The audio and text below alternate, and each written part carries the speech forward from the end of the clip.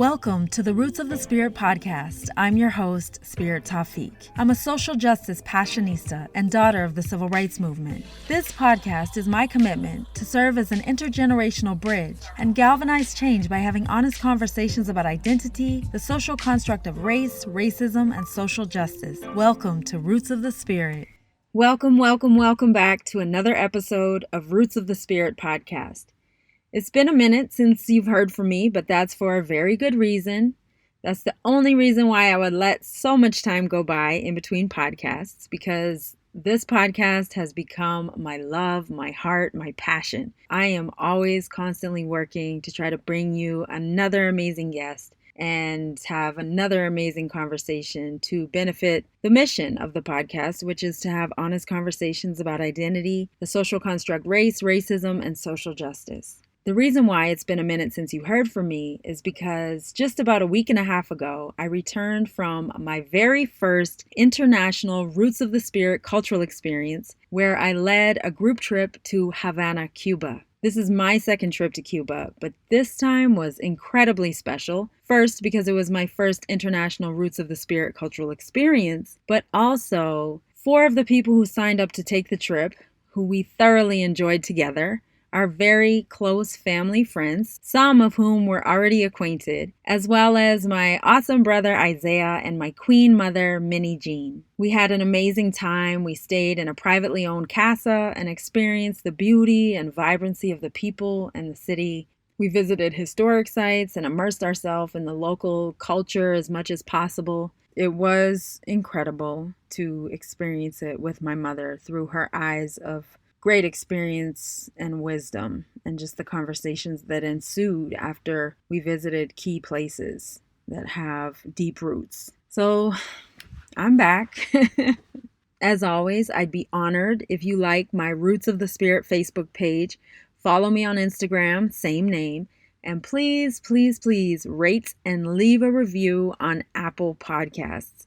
Ratings and reviews make all the difference in the world, and I want to be able to reach as many people as possible, so your support definitely helps. And the more support I get from my incredible listeners, the bigger the community we can grow, which will enable us to do larger events and programs and cultural experiences. Right now, we're rounding the bend on the Roots of the Spirit book club, which we've been reading How to Be an Anti-Racist by Ibram X. Kendi. We meet virtually on a weekly basis, and the discussions have been so incredibly fruitful. Kendi really challenges us to reconsider how we've been framing racism and encourages us to narrow in on it and focus on tangible racist and anti-racist policies, power, and ideas. It's just a hearty book and delves deep into the trenches of racism, white supremacy, and how we can play a role in striving to be anti-racist, because it is definitely a lifelong commitment. So stay tuned, because this was a pilot program and it was incredibly successful in my mind, and I've already had a couple requests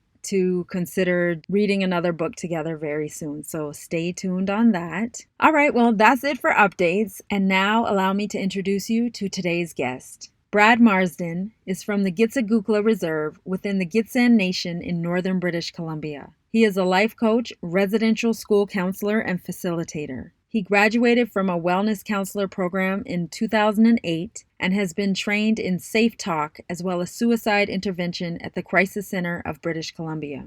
As Brad describes, he is an intergenerational survivor of the residential school, as he was raised by his grandparents who went there.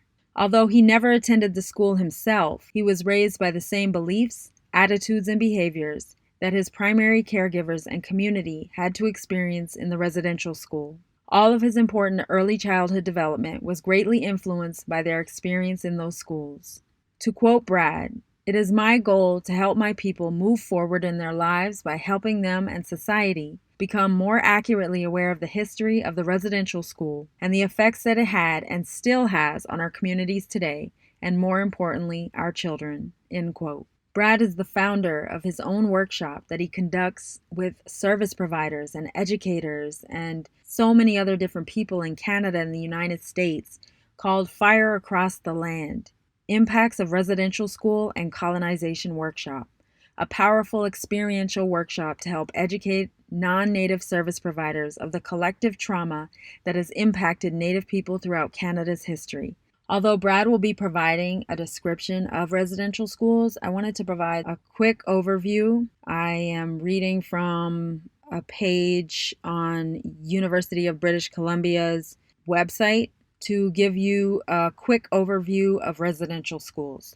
The term residential schools refers to an extensive school system set up by the Canadian government and administered by churches that had the nominal objective of educating Aboriginal children, but also the more damaging and equally explicit objectives of indoctrinating them into Euro-Canadian and Christian ways of living and assimilating them into mainstream Canadian society. The residential school system operated from the 1800s into the closing decades of the 20th century. The system forcibly separated children from their families for extended periods of time and forbade them to acknowledge their Aboriginal heritage and culture or to speak their own languages. Children were severely punished if these, among other strict rules, were broken. Former students of residential schools have spoken of horrendous abuse at the hands of residential school staff: physical, sexual, emotional, and psychological. Residential schools provided Aboriginal students with an inferior education, often only up to grade 5, that focused on training for manual labor and agriculture,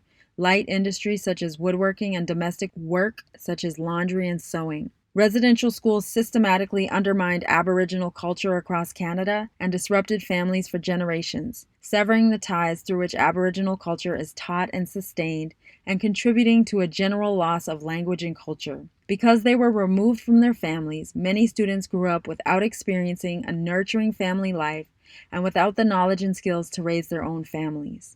The devastating effects of the residential schools are far-reaching and continue to have significant impact on Aboriginal communities. Because the government's and the church's intent was to eradicate all aspects of Aboriginal culture in these young people and interrupt its transmission from one generation to the next, the residential school system is commonly considered a form of cultural genocide. From the 1990s onward, the government and the churches involved, Anglican, Presbyterian, United, and Roman Catholic, began to acknowledge their responsibility for an education scheme that was specifically designed to, quote, kill the Indian in the child, end quote. On June 11, 2008, the Canadian government issued a formal apology in Parliament for the damage done by the residential school system. In spite of this and other apologies, however, the effects remain. The content and discussion in this podcast will necessarily engage with the truth about residential schools in Canada and the United States, racism, and experiences of emotional, sexual abuse, and physical trauma. My intention is to provide a platform from which we can engage bravely, empathetically, and thoughtfully with difficult content. It is my pleasure to welcome Brad Marsden to the podcast. Welcome to the Roots of the Spirit podcast. I'm so incredibly excited to have you as a guest on my show. Thank you. As you may know, I created Roots of the Spirit podcast as a platform to spark honest conversations about identity, race, racism, and social justice, to galvanize change and uproot racism through storytelling, education, and the arts. When thinking of podcast guests who are doing work that really speak to these values, you came to mind right away. I'm in complete admiration of the work that you do. I think that it's so necessary, so powerful. The stories are so underknown, undertold. And so this is a really wonderful opportunity to help build an informed historical perspective, because the work that you're doing is rooted in our history and acknowledging that history, and look at the implications, everything that has happened as a result, and be able to speak about it and ultimately do healing work around the experiences that we'll dive into much deeper as we go along. I like to inform our podcast listeners on how I became acquainted with my guests. It was a fabulous day while I was working at the Smithsonian National Museum of the American Indian. And on this occasion, I happened to be at one of our information desks, and you came up to the desk. Naturally, I found out you're from British Columbia, Canada. We engaged in a really, really fruitful conversation. You ultimately, through connections and a fit with the museum's mission, provided such an enriching, groundbreaking workshop that I would love for you to talk about. And we've kept in touch ever since. So do you recall the day that we met at the museum? I do.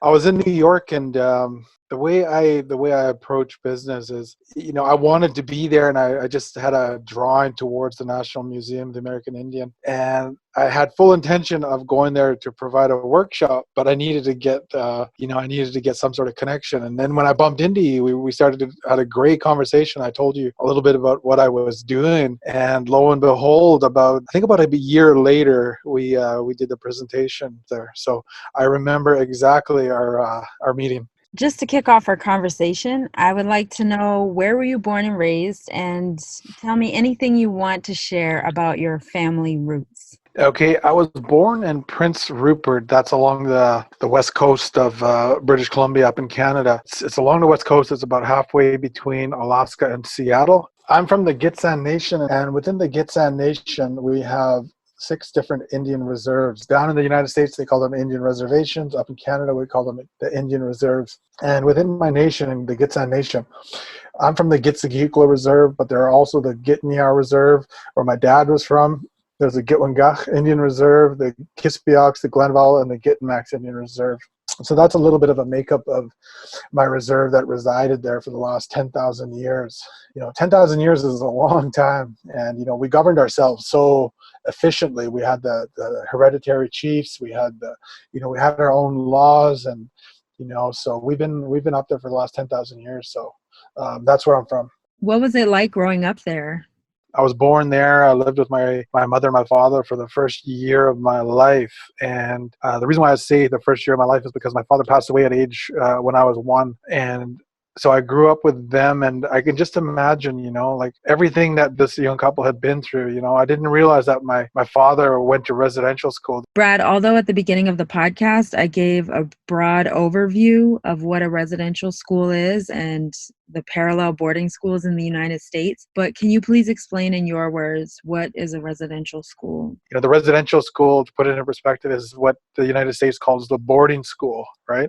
So as a matter of fact, like the first boarding school in the United States was Carlisle, Pennsylvania. And what the Canadian government done was, they commissioned this one gentleman to go down and observe what they were doing with the Indians down there. And then he came back, and he had his report, and he says, what, if we want to get rid of the Indian problem up here, this is what they're doing down there. So that's where the residential school idea came into play.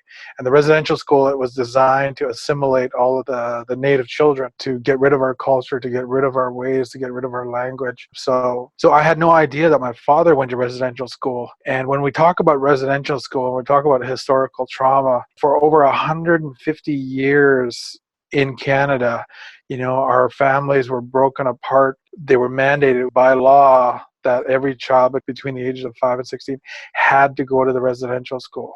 So can you imagine, the trauma that must have taken place within that 5-minute, 10-minute period where the Indian agent and the RCMP were coming to apprehend the children. I think about that when I do my workshop. I'm just thinking about that 10 minutes, that brief 10 minutes where the child is getting, ripped apart, crying and asking for mom, asking for dad. And, in a sense, that learned helplessness, that learned powerlessness of the father and the mother. Like, they want to save their child, but they can't, because if they interfered, they would go to jail, right? So anyways, I thought about that, and I'm thinking about my father, and he passed away about 7 years after he left the residential school. And now that I'm learning more and more about myself with the work that I do, I can just imagine, like, what was my father's memories that he was trying so hard to run away from, to sort of numb out from, that involved alcohol. And, just, when I think about it, I'm just like, what, that little boy, because 22 years old, that's a pretty young human being. And that's when he passed away. He got involved in an alcohol-related incident, and unfortunately, for whatever reason, he suffered some internal bleeding, and he did not want to go to the hospital. For whatever reason, Indians don't like to go to the hospital. When some minor injuries could have been prevented and fixed within a short period of time, he chose not to go. And unfortunately, 2 weeks later, he was on his way to work in Terrace, British Columbia, which is about an hour and a half away from Prince Rupert. He was on his way to work, and all of a sudden he collapsed in the middle of the driveway. My mom ran out, called the ambulance. They rushed him off to the hospital. and within 12 hours he passed away. So I can just imagine, the heartbreak that this young couple had to go through. My mother, they were childhood sweethearts since about 8 years old, and they finally got married and they were going to turn their lives around. And all of a sudden, the carpet gets ripped out from underneath her, so to speak. So she said after the funeral, we tried to go back to Terrace to live, to create a new life for her children. She said one day her father drove to Terrace from the reserve, started loading up all of our furniture in the back of the truck, and then said, no grandchildren of mine are going to grow up without a father. You guys are coming home to live with us. So that's how I moved to the Indian Reserve up in Canada at age 1. Now, on the outside looking in, it might look like a good situation. Oh, that's great. The family's stepping up they're going to look after these 3 fatherless children and this recent young 22-year-old widow, a mother of 3.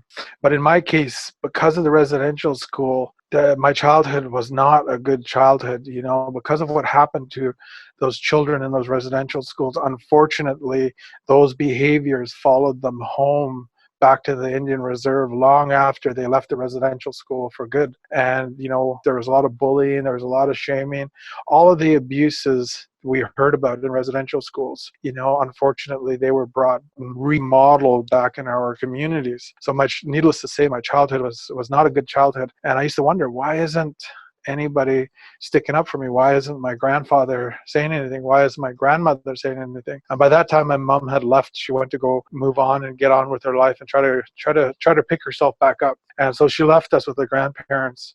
And I used to wonder, why isn't anybody sticking up for us? And it wasn't until I started to hear about the residential school for the very first time at age 23. Isn't that crazy? Unbelievable to think that all of this trauma that was existent in this community for the last 100+ years, and nobody ever talked about it. I listened to an interview with you online, and when you were speaking about your experience as a young person, you described the fact that you felt something deeply, so that you felt like something happened, as you described, on these lands in your home, but you didn't really know. Right. As you just described, it wasn't until you were in your 20s that you learned about residential schools. Right. Yeah. No, like I was mentioning, I had never ever heard about the residential school until I'm 23. I grew up in an environment that had been traumatized collectively for the last 100 years, and no one ever spoke of it. And then when I think about it, I saw all of the behaviors. I saw all the coping mechanisms, the alcohol to repress the feelings, get rid of their memories. I saw all of those behaviors, but no one ever told me about it. You could sense something was in the air, but you just couldn't put a finger on it. You couldn't name it. Can you recall learning about it for the first time? Yes, and I was just like, I was surprised. I was just like, what? And I was like, when did this happen? Because automatically, you think about your grandparents, right? You love your grandmother, you love your grandfather, and then to think that somebody hurt them when they were young, right? And so naturally, all of these emotions came storming up to the surface, and I was just like, of course, I got angry about it. And when I would talk about it, when I would try to tell people about it, because it involved the church, right? It involved the nuns, the priests, the janitors, the supervisors, all of the night watchmen, all of them, because it involved them.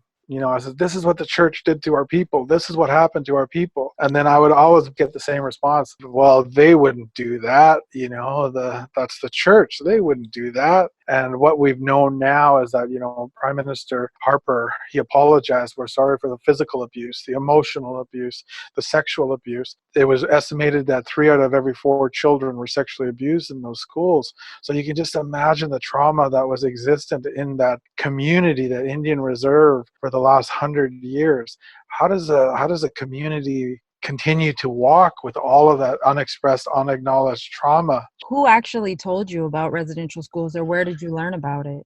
I can't even remember. It wasn't until 1988 that the charges were first brought towards the government and the church. In 1988, that was the first time anybody ever brought charges towards them and brought them to court about it. So you can just imagine that's over 100 years of this process, and finally somebody brings it out. And so I can't remember who told me or where I heard it from, but I remember being so emotional about it. And when we think about it, like this was legislated stuff. So when we think about it, if Prime Minister Harper apologized in 2008, where was this information in the university textbooks in 1980? In 1950, in 1940, where was all of this truth that he is apologizing for, i.e. the Truth and Reconciliation? Where was all this truth in their institutions? Can you describe some of the documents that you brought into the workshop showing how textbooks depicted First Nations people in Canada? My people were always portrayed in a negative sense within the media, within the education. When I think about the greater society of Canada, they knew nothing of us, right? Our history, our real history was never, in their textbooks. In their textbooks, that one paragraph, their university textbooks, it said, oh, we taught the Indians how to farm, we taught them how to speak English, all of the fluffy stuff, right? But where was all of this trauma that was experienced by our people on this land in Canada? Where, and when I look about how we were depicted in the media, we're always, everybody's heard of Oka, the Oka crisis in the 90s, where the Mohawks, they were protesting, and they had to bring in the Canadian Army to settle the situation. And what happened was the golf course, it was a golf course. They kept wanting to expand their operations, and they kept impeding onto the Mohawk reservations.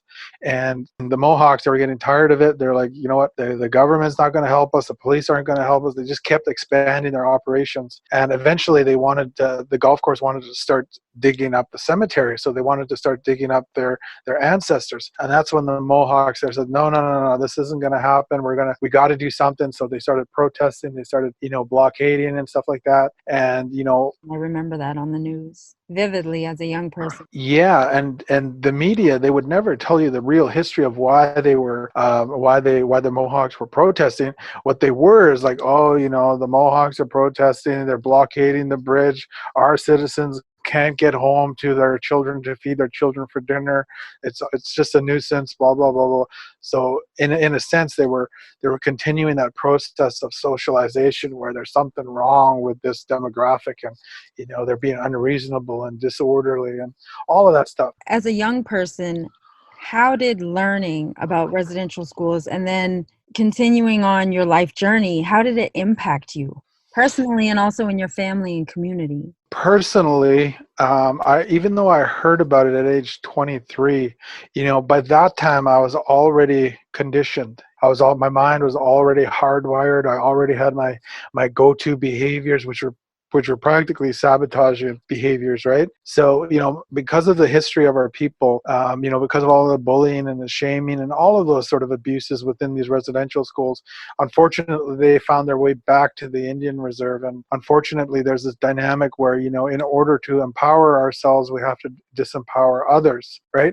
And I was the product of that disempowering. And so needless to say, my self-esteem was shot at age 7. Like my self-esteem was gone. And I didn't intellectually have this conversation with myself. I just sort of felt it, right? And so needless to say, as soon as age 13, as soon as I rebelled, I was like, okay, the older kids would, they're like, hey Brad, you want to have a drink? And I'm just like, sure. I just wanted to fit in, right? I want to feel good about myself. So naturally, I said, sure, I will. And then next thing I'm not saying I was a heavy drinker, but I used that as my coping mechanism because I felt not so great about myself.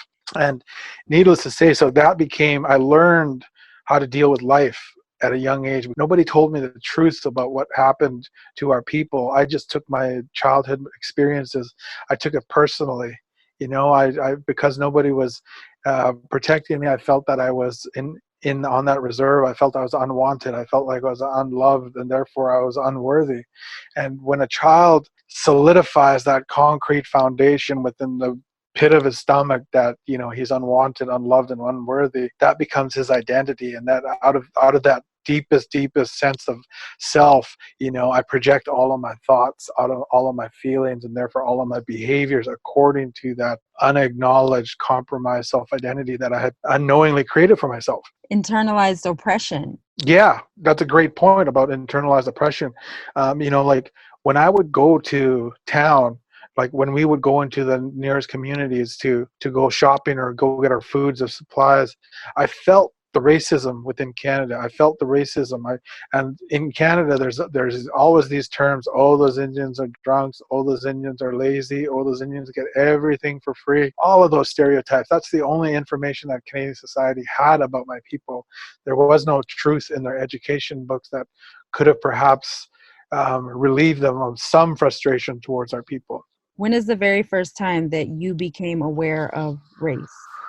Wow. I would have to say probably around 7 or 8.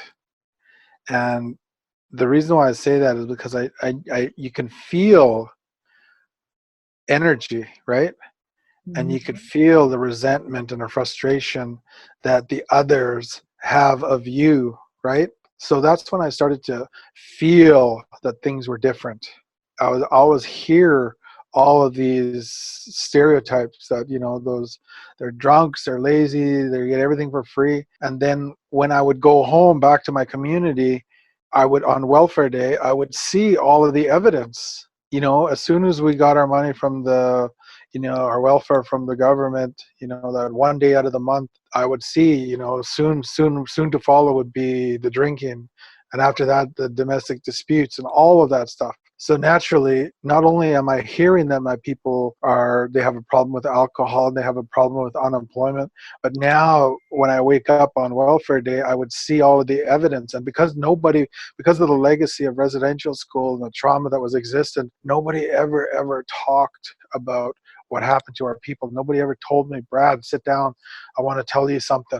You know why you're seeing what you're seeing? Because over 150 years, the government has forced us to go to these residential schools, and it has traumatized, and it has broken these little children's spirit. And as a result, this is why things are the way they are in our communities. So naturally, because nobody is helping me process all of this negative information, so now I'm starting to internalize this racism. So now I'm starting to believe this racism. Then they call it internalized racism. And how does that express itself? So here I am, 25 years old, in college here in Vancouver, and it was a political science class, and the lady says, "Are there any First Nations people in here?" And I was the only one. I quickly covered up my head. I did not want anybody to see me. And then these two gentlemen in front of me, good guys, I've known them for 2 semesters by then, and they say, "Aren't you First Nations?" And I remember instinctively, I just says, no, I'm Mexican, right? So it was anything but Indian in Canada. Meanwhile, up to that point, I never met any Mexican. I just knew that they kind of looked like us. So, if I could just say I was something else other than Indian. So that's how that internalized racism, sort of helped create that concrete foundation and right in the belly of my stomach that, that governs all of my thoughts, governs all of my feelings, therefore governs all of my behaviors in any social experience. Thank you for sharing that. I know it is probably not easy, but I wholeheartedly believe that speaking your truth can be very powerful for others listening, many whom may have had very similar experiences. I know for me, myself, I have, due to our deep, insidious, permeating history of racism in the United States and Canada. What was the journey from that moment to where you are now? You're traveling around the world, really, to facilitate your own workshop, Fire Across the Land, Strengthening Community Connections, Impacts of Residential School and Colonization Workshop. What was the journey from that moment to what you're doing now? I always tell, I work with Aboriginal youth up here in Vancouver, and, they're sitting in front of me, they want to change their lives, right? And I always tell them about my personal history, about, even though at 23 years old, even though I now knew better, that didn't necessarily mean that I was going to do better. It wasn't until I was about 35 years old, 12 years later, after I found out the truth of what happened to my people, it's that things started to change. And, when I think about it, sitting in that college classroom and telling people that I'm not Indian, and how things progressed to where I am today, I sort of, when your self-esteem is shot at age 7 or whatever, you kind of bumble through life. You choose the path of least resistance, maximum reward with minimal effort. You try to stay out of the spotlight as much as you can, and that's sort of how I conducted my life. I took jobs that probably weren't going to help me grow as an individual, but they would just help get the bills paid. And eventually, I found myself in a wellness college. And by that point, I wasn't really interested. I just found it. It fell in my lap. Next thing you know, I found out the path of least resistance. I would get funding for it. They would pay for all of my expenses for the month for the next year or so. And so I took that path. And then that path led me to another job where I was going to work as a residential school survivors counselor. And then, I still hadn't really looked at myself, right? I was just kind of going through the motions. I was getting the credentials, but now I'm starting to, but I still wasn't looking at myself. And then it wasn't until I came across this workshop that it's an interactive workshop, and it was created by this lady named Jan Derrick, and she had taught another gentleman, Rod Jeffries, and he taught us. So it was a train the trainers. And I watched this workshop, and by that point, still it didn't hit me yet, right? It never sunk in yet. And then all of a sudden, my friend within the workshop, he says, "Oh, hey, Brad, that workshop that we learned over on the Vancouver Island?" He goes, "I'm going to go teach it to some elementary schools. You want to come along?" And by that point, I'm still not invested in it yet. But then I says, "Oh, are we going to get paid for it?" And then he goes, "Yeah, they're gonna count that as a paid day." So I was like, "Sure, I'm in." And then all of a sudden, I started to gravitate towards this workshop, and eventually somebody asked me, says, "Brad, we're looking for a residential school to talk about it. And then, do you know anybody?" And I'm like, "Me." And then, I just jumped on it right away, right? And I froze on my very first workshop because, like I said, my self-esteem was shot. I didn't think too highly of myself. And I froze on my very first workshop. But then I was sort of drawn to this type of work. And then I was like, okay, well, what's the worst thing that can happen to me? I could freeze, and then I would not know anything at all. And so eventually I just said, okay, how am I going to address this? Okay, I'm going to buy a computer. I'm going to buy a PowerPoint. I'm going to buy Microsoft Office. And that way I'll never forget anything. So that's how I sort of progressed in this.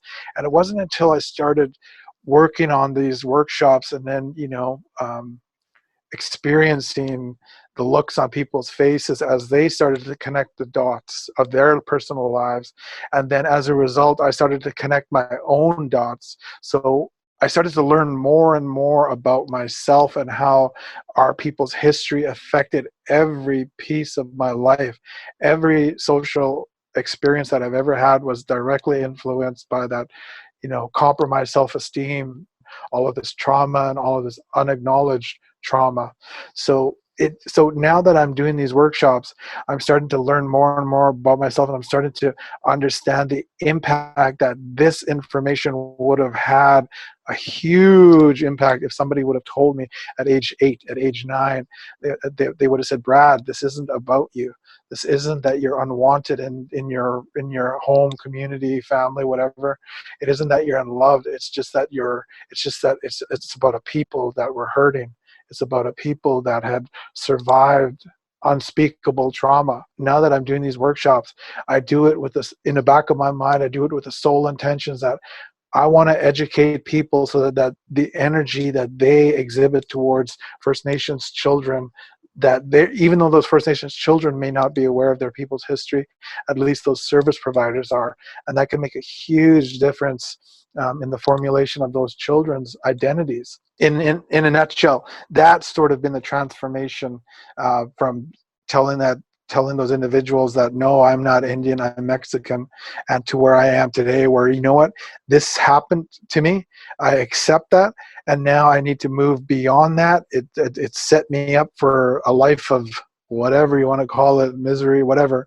But now I know the truth, and the truth is that, my people have been fighting for the last 2, 3, 400 years. So that says something about my people's strength, that resilience about my people. So that's where I'm coming from now, is that I'm so proud to be First Nations, because this is who we are. And I want to tell our children this is who we are. So, despite what society may try to project onto those little children's minds, what I always say in my workshop is, my mind as a little boy, my mind was pummeled by the negative information about what it meant to be Indian. So right now I want to pummel those children's minds with the truth about who they really are. Wow.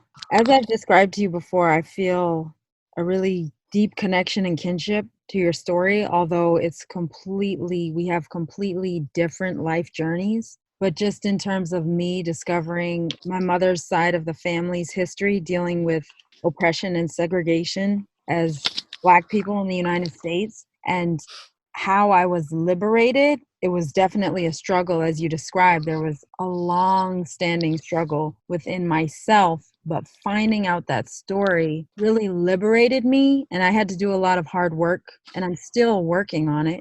But in order to heal, or to begin to heal. Right. As you were speaking, I just wanted to, when you're saying, to heal, right?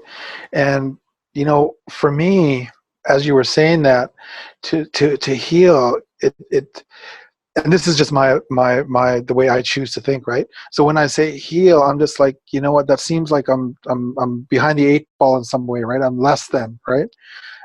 So I prefer, as you were saying that, I was like, you know what, I think the word is to make whole again. And it just feels better, you know what I mean? For myself personally, I'm not saying that there's anything wrong with the word, but I'm just saying for myself, it's like it feels better for me to think of it as in terms of, I just need to make myself whole again. Language is power, so I Yes, totally hear absolutely. you on that. I got to be careful with this, because for myself, I just choose, like, the way I see that word. I'm just like, it makes me feel like I'm less than, that I'm hurting or something like that, right? But meanwhile, I'm striving. So if I were to change the language just a little bit, just tweak it a little bit, to make whole again, and that feels a lot better, right? That's nice. Something that popped into my head earlier as you were speaking, talking about your experience going through school, is that I know for myself, the discrimination, the bullying, the constant stares and snickers, all of that, I now know as an adult. I even knew, as I was getting older, like in my 20s, that I lost out on some learning, some crucial learning, because my mind was in survival mode.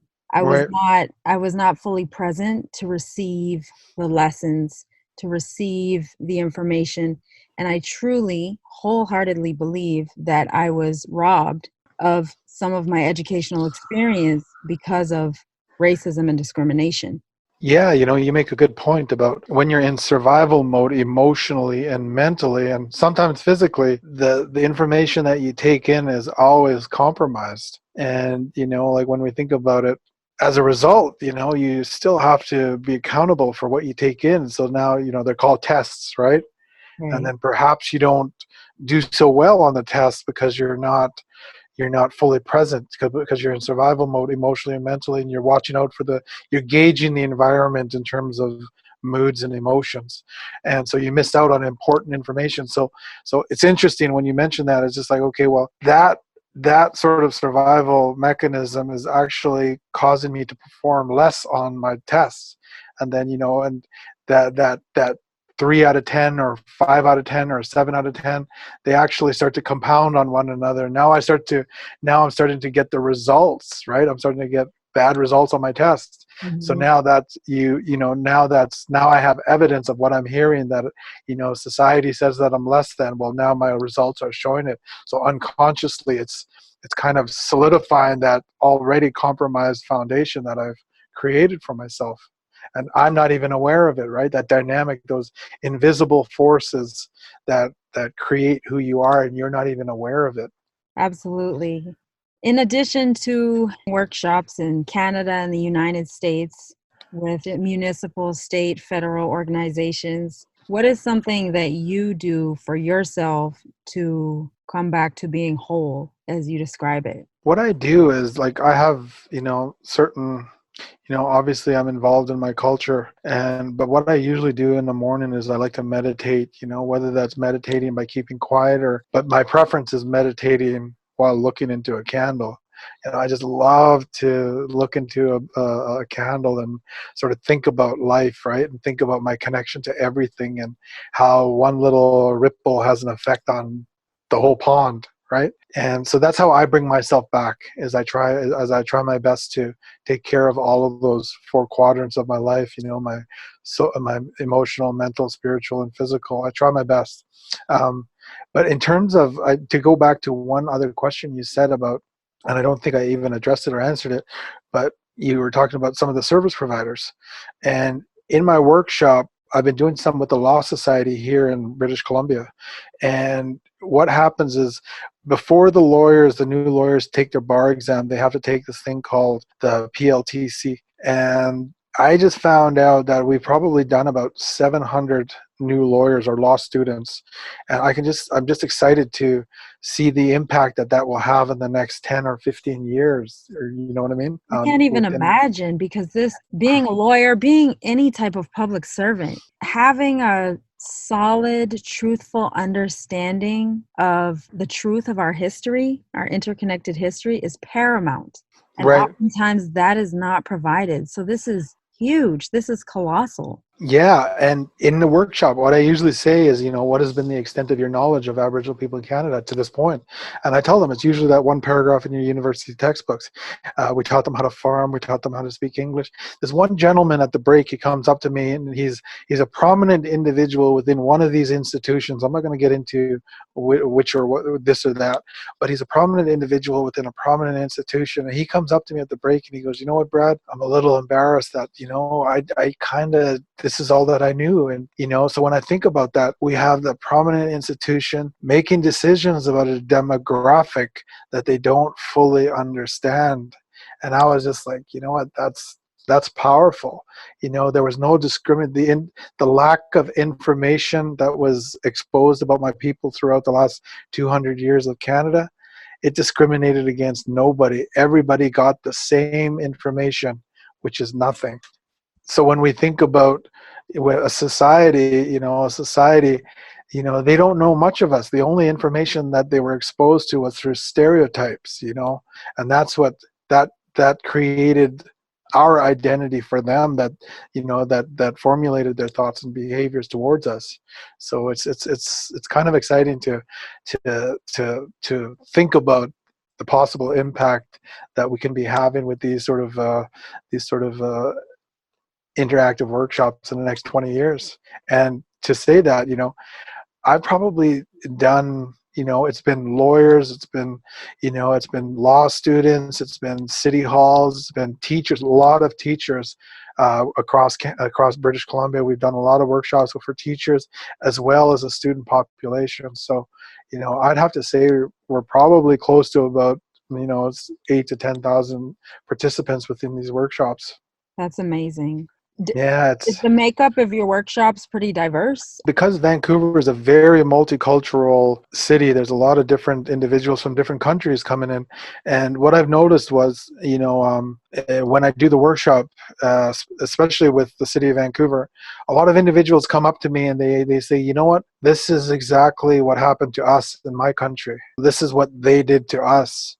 And there's one individual, before she could say anything else, I said, "Okay, before you say anything else, what did they say about you guys? What were some of the things that they said?" And then she goes, "Oh, they just told us we were all alcoholics." And I was like, wow, that's exactly what they said about us. That's exactly what they said about, other demographics, different countries. And so now we can see, but you can see psychological colonization and how impactful, once you get the oppressed to start believing that they are oppressed, right? And then they can take their role, oppressed and oppressor, and then it allows the wheel of oppression to continue again unknowingly. I also am a workshop coordinator. I teach the civil rights movement and draw a bridge from the past to the present and anti-racism training. And there are some times where I get emotional. Of course, I have to keep it at bay because I'm professional. But I'm wondering, have you experienced those moments? Oh, absolutely. Especially in the beginning, like I mentioned, and as I was doing these workshops, I was learning a lot about myself, and unexpectedly, of course.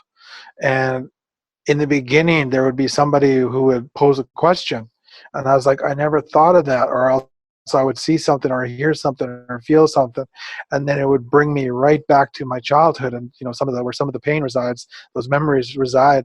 And so, needless to say, in the beginning, as I was doing these workshops, I was constantly getting triggered and re-triggered and all of these things. But what I've noticed is, now that I've sort of told my story, multiple times, amounts of times, I've probably done this workshop. I counted them, and I'm probably about 190 times I've done this workshop. I'd like to say that I've kind of processed a lot of these emotions already. You know what I mean? Mm-hmm. And so I've talked about these emotions, I've talked about these memories, so now that they don't have as much of a power over me.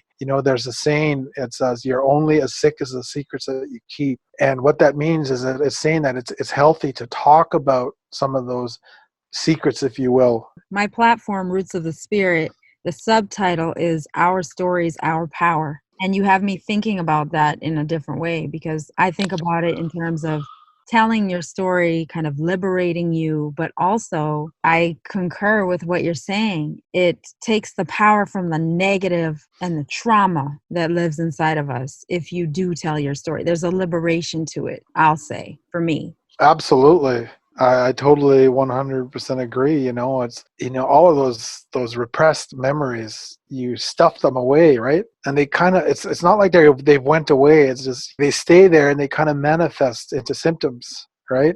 But the Mm-hmm. more and more you speak about it, the more and more you process all of that emotion, that energy, and now it doesn't have so much power over you. Now you've allowed it to take its natural course. For me personally, I can still talk about the story, but it doesn't consume me anymore. So, using the personal perspective as an analogy, where is Canada with this? I think, of course, it's a process, and I believe that it's like it's waking up. It's starting to wake up. The awareness is starting to be there, and I think collectively, it's shifting in the bigger cities. You know what I mean? Because in the smaller cities, I can't really speak to that because I don't spend too much time there. But I can feel a difference collectively in the bigger cities. So to answer your question, I think it's a good thing. Now we're all starting to understand it. We're all starting to become aware of the same information, which used to be non-existent. Does the government apology have any meaning? You know, I always get that question in my workshops. And the question of sincerity always comes up. I always say that, you know what? I believe it wasn't a sincere apology. But anyways, that's just my opinion. But I'm curious. I need to hear more. I believe that that action that he took with the apology. Are you referring to Prime Minister Stephen Harper? Yes. So the apology came in 2008. And so as a result, was the Truth and Reconciliation Commission commissioned? Is that how it unfolded? Yes. Now that's how it got the ball rolling, right? Even though he may or may not have been sincere, right?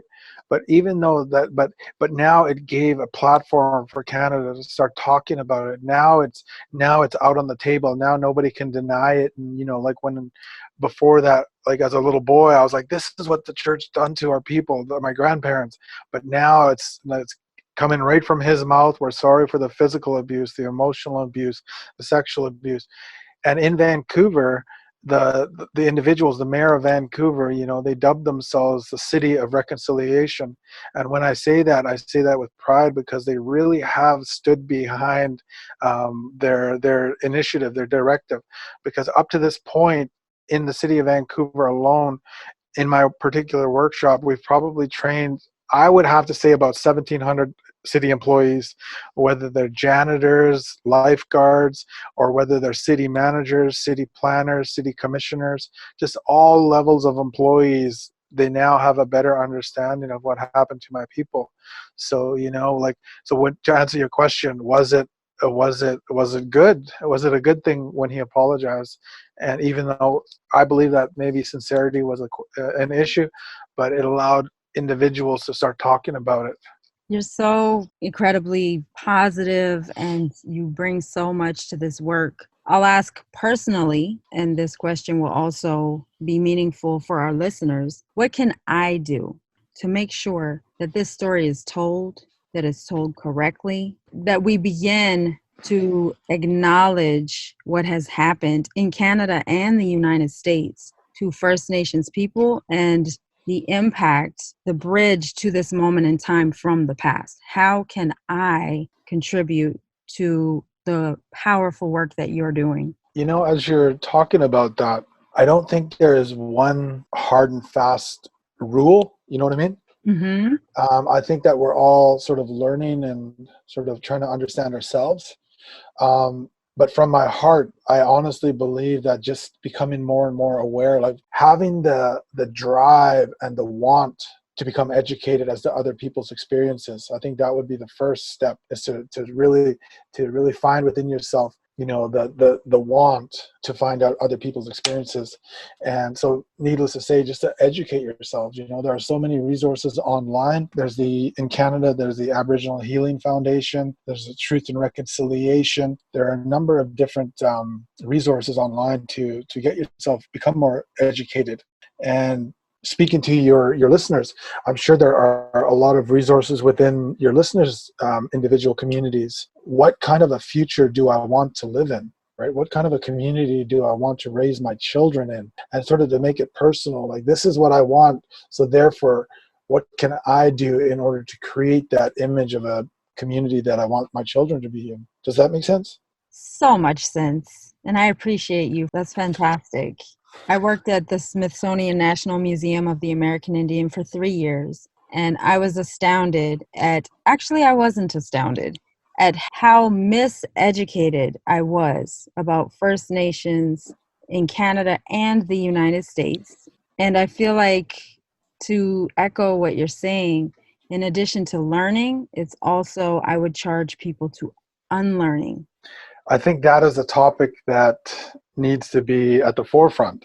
And the reason why I say that is my mind is conditioned for the last, let's just say, 40 plus years. So it's conditioned to think as soon as I see a black cloud, I instinctively go get my umbrella. So in order for me to effectively start to change my conditioning, I got to look at they call it implicit bias, right?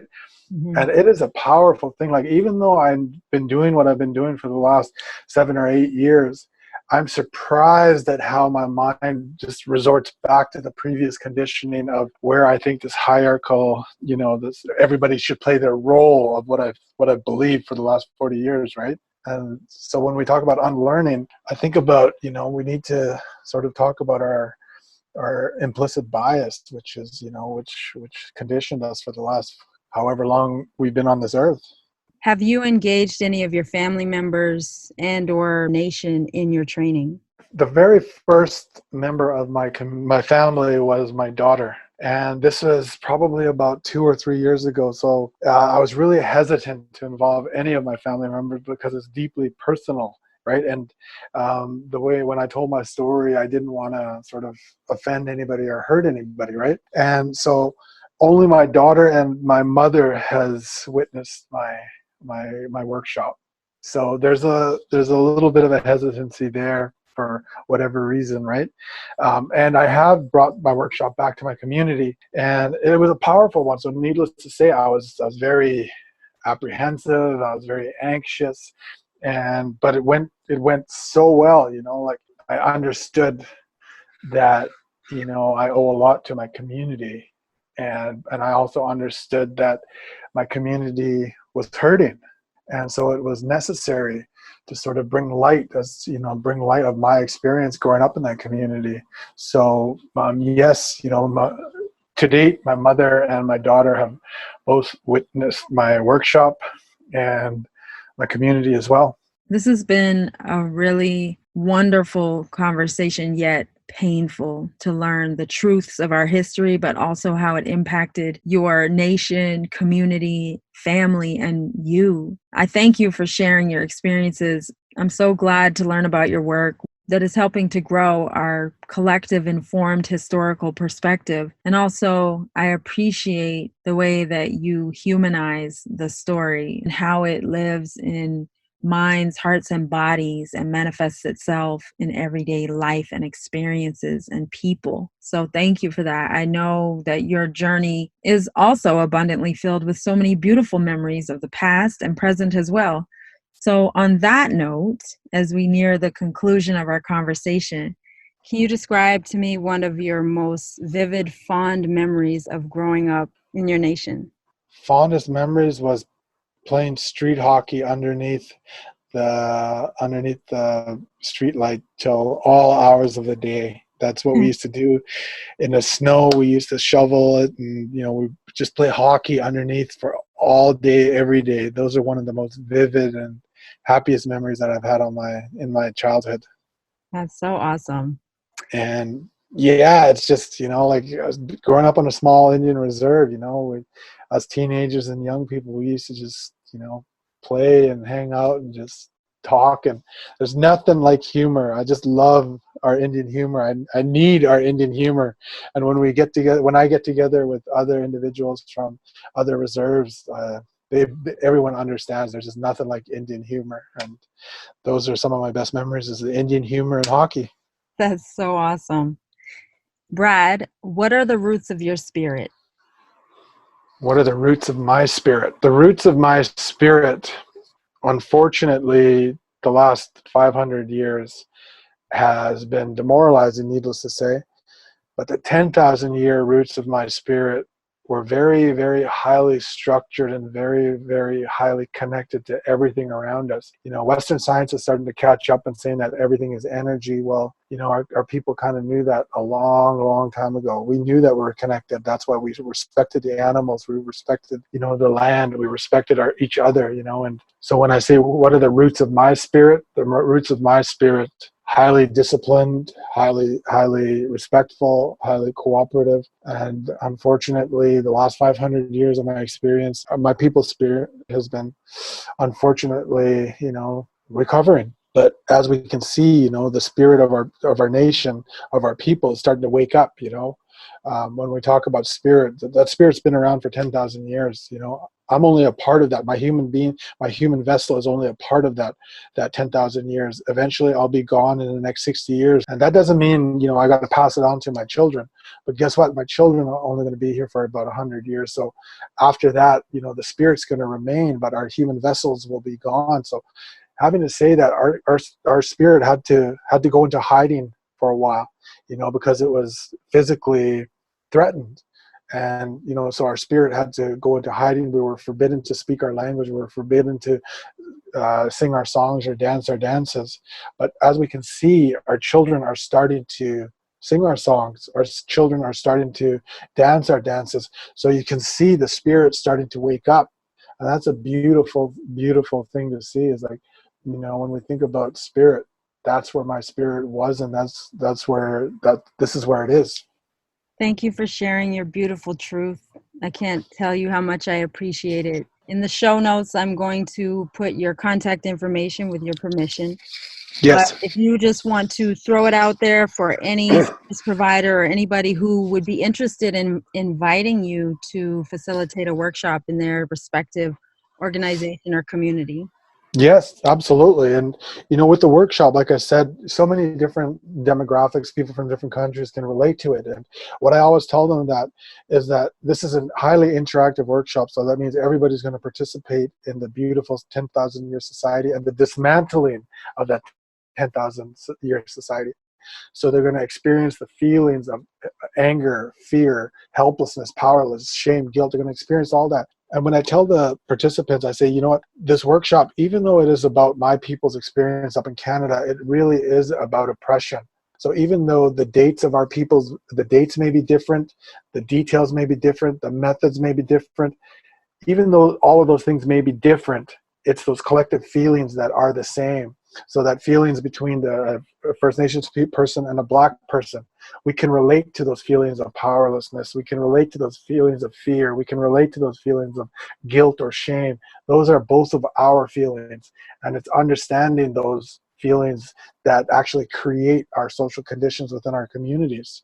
That's what it's about, is about oppression. It's not just about my people. Brad, thank you so much. This has been amazing. Thank you so much for inviting me, and just keep up the great work. And it's a lifetime journey for not just us as individuals, but for our people's spirits. Your spirit and my spirit is just a small cog in the big wheel of our collective spirits. Truth be told.